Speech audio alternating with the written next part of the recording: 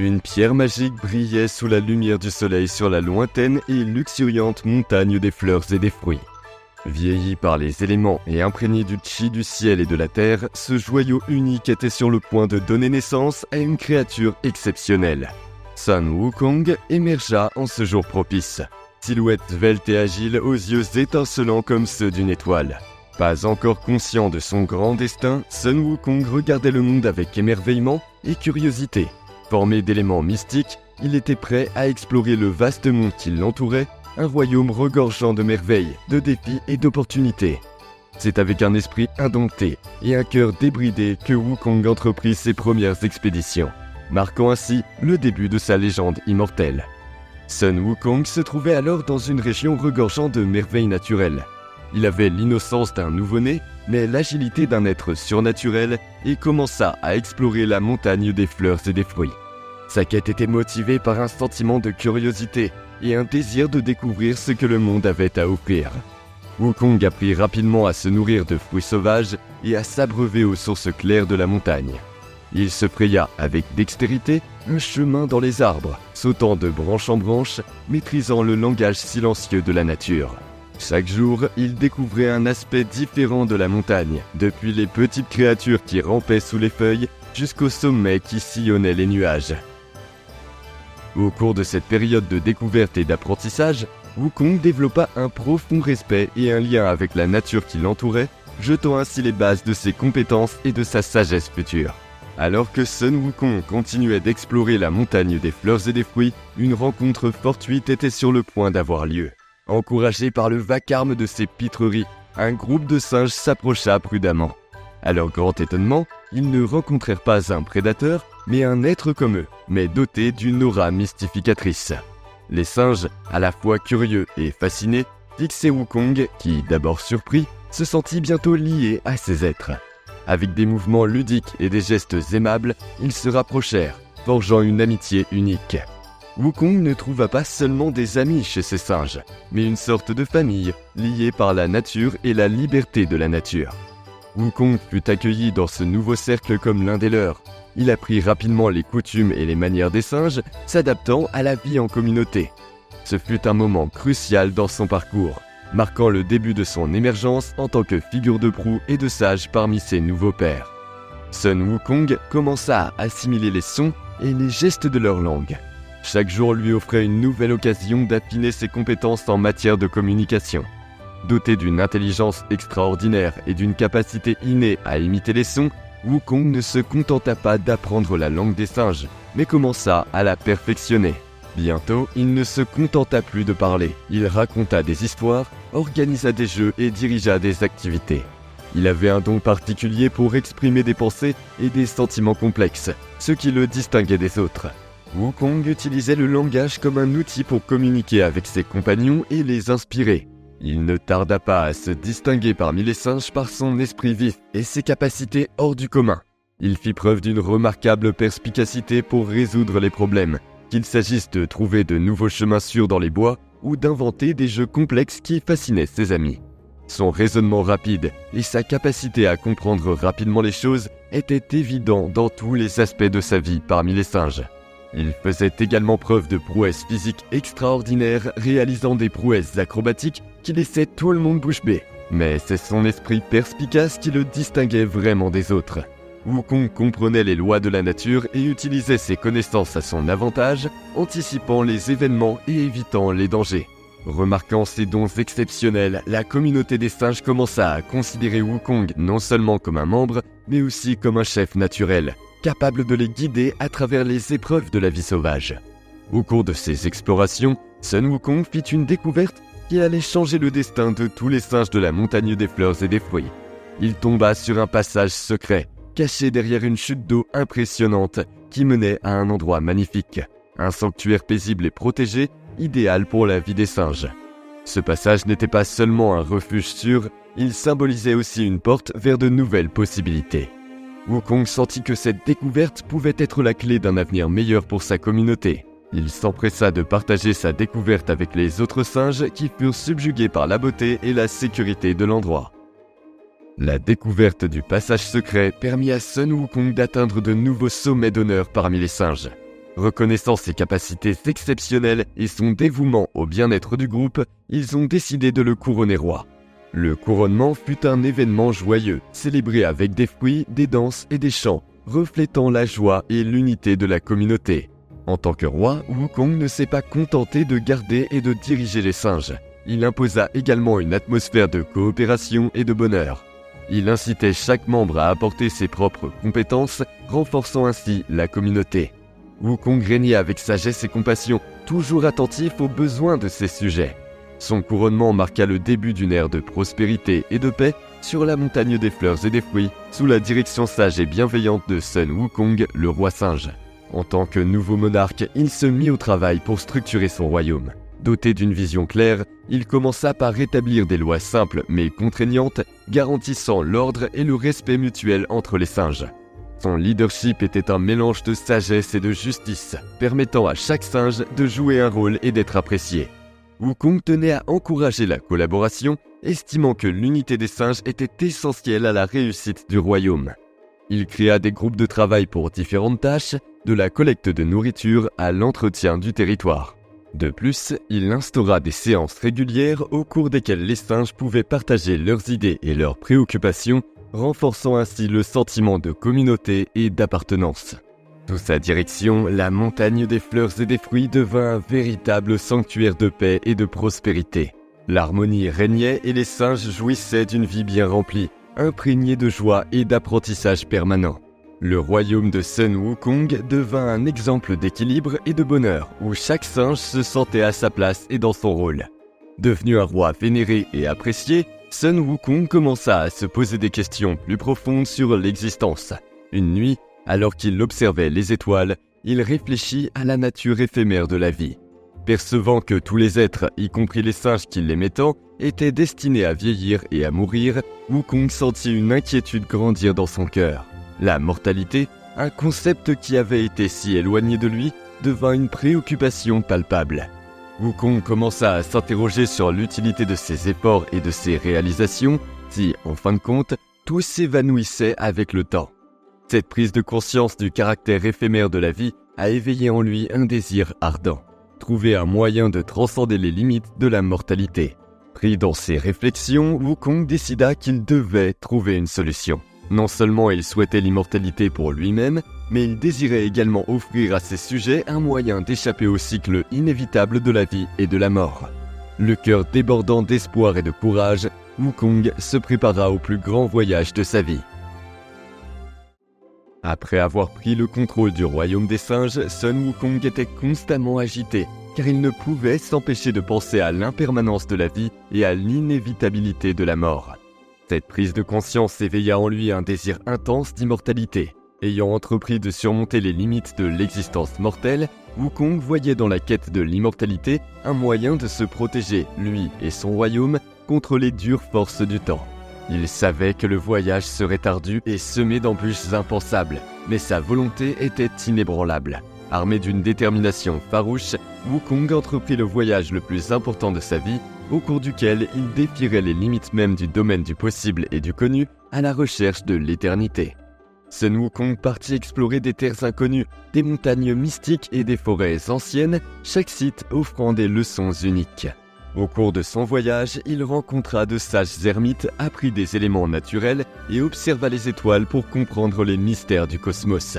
Chaque étape de son apprentissage, chaque expérience était une porte d'entrée vers une compréhension plus profonde de la vie et de l'univers. Wukong recherchait non seulement la sagesse nécessaire pour atteindre l'immortalité, mais aussi une meilleure compréhension de lui-même et du monde qui l'entourait. Tout au long de son voyage, Sun Wukong rencontra plusieurs cultivateurs spirituels, des personnes dévouées à l'art d'améliorer l'âme et l'esprit par le biais de pratiques anciennes. Ces rencontres lui firent découvrir diverses techniques de méditation, d'alchimie et de discipline spirituelle. Le roi singe fut particulièrement ému par la sérénité et la profondeur de ces cultivateurs vivant en harmonie avec l'univers. Il apprit d'eux l'importance de l'équilibre interne et du développement spirituel continu. Grâce à leurs compétences et à leurs connaissances, ces maîtres spirituels jouèrent un rôle crucial dans le développement de Wukong, qui devint un être spirituellement évolué. Lorsqu'il rencontra Subhuti, un maître taoïste renommé, Sun Wukong vit en lui le guide idéal pour atteindre l'immortalité. Mais Subhuti refusa de l'accepter comme disciple. Il mettait en doute l'engagement de Wukong et sa capacité à suivre la voie stricte et disciplinée du Tao. Subhuti remarqua que le roi singe avait un esprit indompté et impulsif, des traits qui, selon lui, étaient en contradiction avec les enseignements profonds du taoïsme. Malgré ce rejet, Sun Wukong n'abandonna pas. Il décida de rester près de Subhuti, prouvant par ses actions et sa persévérance sa volonté d'apprendre. Wukong adopta une attitude humble et patiente, pratiquant seul la méditation et les doctrines taoïstes, révélant ainsi sa détermination et sa volonté d'évoluer. Son dévouement impressionna Subhuti, qui finit par reconnaître le potentiel et l'honnêteté de Wukong et le prit comme disciple. Sous la direction de Subhuti, Sun Wukong se plongea dans le taoïsme, absorbant ses principes et ses pratiques. Il étudia l'équilibre du yin et du yang, la signification du vide et le lien entre le microcosme et le macrocosme.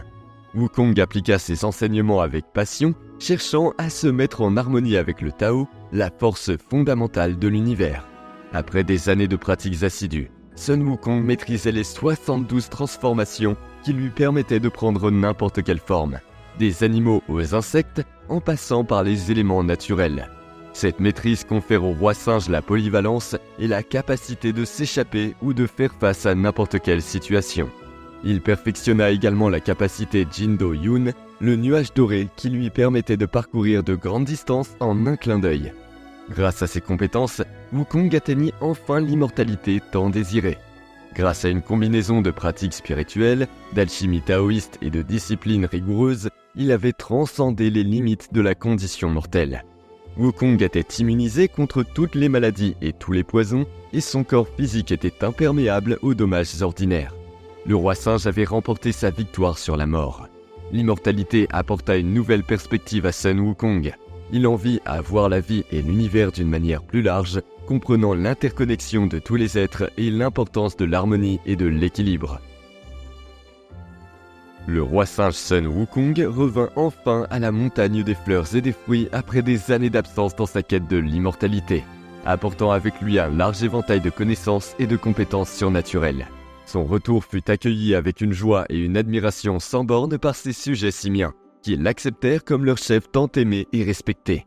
Wukong utilisa ses nouvelles connaissances et ses nouveaux pouvoirs pour fortifier et améliorer son royaume. Il appliqua des techniques de culture novatrices, enseigna aux singes des méthodes de récolte plus efficaces et mit en place des systèmes de défense plus complexes contre les ennemis de son peuple. Il encouragea également l'éducation et le développement spirituel de son peuple, l'incitant à rechercher l'équilibre et l'harmonie avec la nature. Les singes commencèrent à vivre dans la paix et dans la prospérité, profitant de la sagesse et de la protection de leur roi immortel. La montagne des fleurs et des fruits devint un refuge de bonheur et de connaissances. Mais le roi singe était ambitieux et savait qu'un roi avait besoin d'une arme à la hauteur de son pouvoir. Il partit donc à la recherche de Jingu Bang, un bâton magique d'une force immense. Il s'agissait d'une pièce indestructible de matière céleste. Cependant, il se trouvait au plus profond du royaume du roi dragon. Mais aucun obstacle n'était à portée du roi singe, qui voyagea jusqu'au fond de l'océan pour trouver l'arme cachée dans le palais du dragon de la mer de l'Est. Il décida de s'approprier le bâton magique, non seulement pour accroître sa gloire personnelle, mais aussi pour protéger son royaume et faire régner l'ordre. Lorsqu'il arriva au palais du dragon, Sun Wukong fut confronté à un défi monumental. Il s'agissait d'une forteresse sous-marine protégée par de puissantes créatures et des incantations magiques. À l'intérieur du palais, Sun Wukong demanda le Jingu Bang au roi dragon. Il n'avait pas l'intention de lui remettre l'artefact, mais tenta de décourager Wukong, qui semblait très catégorique, en lui offrant d'autres armes et reliques magnifiques. Cependant, Wukong ne se laissa pas convaincre par le roi dragon et refusa son offre. Sous-estimant les capacités du roi singe, le roi dragon emmena Wukong à l'endroit où se trouvait le Jingu Bang. Le bâton ressemblait à un gigantesque pilier de métal qui soutenait l'océan. Retirer le pilier de sa position semblait être une tâche impossible, mais lorsque Wukong s'en approcha, le bâton se mit à briller, montrant qu'il reconnaissait Wukong comme son maître.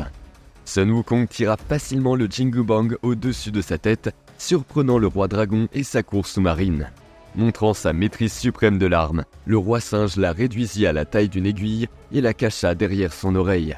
Le roi dragon ordonna à ses sujets de le capturer. Cependant, grâce à ses nombreuses compétences et à sa magnifique astuce, Wukong parvint à repousser et à vaincre les innombrables guerriers du roi dragon. Le roi singe disposait désormais d'une arme à la hauteur de ses extraordinaires capacités. En vainquant les hordes du roi dragon, Wukong attira l'attention des dieux célestes sur lui. Ils en vinrent à le considérer comme une menace potentielle pour l'ensemble de l'ordre établi et il fallait faire quelque chose pour le contenir.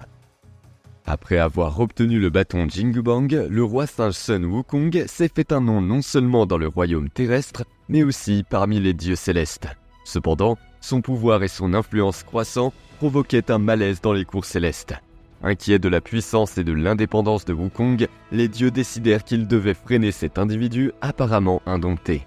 Sous la direction de l'empereur de Jade, les dieux offrirent au roi singe un poste honorifique. Mais ce titre ne lui fut accordé que pour soumettre Wukong.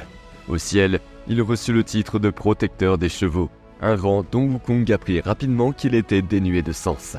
Insulté et rabaissé, Wukong se rebella et se déclara grand sage, l'égal du ciel. Cet affront déclencha une agitation dans les cieux, et l'empereur de Jade convoqua une armée céleste pour capturer Wukong. La bataille entre le roi singe et les forces célestes fut tout simplement époustouflante. Avec le Jingubang, Wukong se battit avec une férocité et une habileté qui étonnèrent les dieux. Aucun des guerriers célestes, même les plus puissants, ne put le maîtriser. Constatant qu'ils ne pouvaient le vaincre par la force, les dieux célestes firent preuve d'ingéniosité. Laozi, grand sage et fondateur du taoïsme, élabora un plan pour capturer Wukong. Alors que le roi singe se battait, il demanda l'aide de Bouddha pour l'arrêter. Enivré par la bataille, Wukong fut attiré par le pilier. Croyant qu'il s'agissait d'un autre adversaire, Wukong s'approcha et le toucha. Dès qu'il le fit, le pilier se transforma en une gigantesque montagne et Bouddha l'appuya fermement sur le roi singe.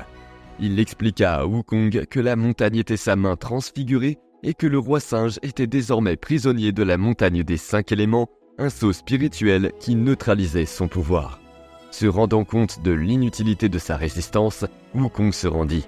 Sous la montagne, Sun Wukong fut forcé de réfléchir à ses actes et à la voie arrogante qu'il avait empruntée pour se mettre dans cette situation.